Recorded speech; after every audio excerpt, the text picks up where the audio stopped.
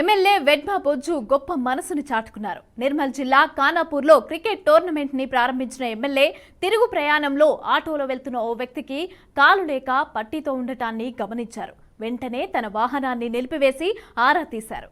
దస్తూరాబాద్ మండలానికి చెందిన Naga Chaitanya current shock వల్ల తన కాలును కోల్పోయినట్టుగా ఎమ్మెల్యేకు వివరించారు. సమస్యను విన్న ఎమ్మెల్యే అధైర్యపడొద్దని చైతన్య తల్లిదండ్రులకు భరోసా ఇచ్చారు.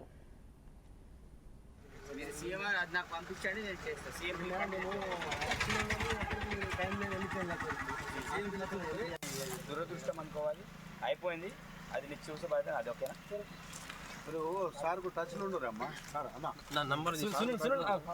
సునీల్ నంబర్ తీస్తే డబ్బులు అవుతాయి. ఏమన్నా అడ్డం ఉంది ఇబ్బంది ఉంటుంది. అంకుల్ కొద్దిగా సరేనా? ఇది ఇదంతా అయిపోయినా నాకు ఇచ్చేసి నేను చేసేస్తాను. సీఎం రిలీఫ్ అంటే పెట్టేస్తాను. ప్లేస్ కాల్ కూడా చెప్పి ఏం కాదు, దానికి ఏం అవసరం లేదు. అతను నడుస్తాడు, కాల్ పెట్టచ్చు. ఓకేనా? అంటే మనం న్యాచురల్గా మనం పెట్టచ్చు. వేరే మన ప్రమాణ శిక్ష అదే రోజు 5 తారీఖు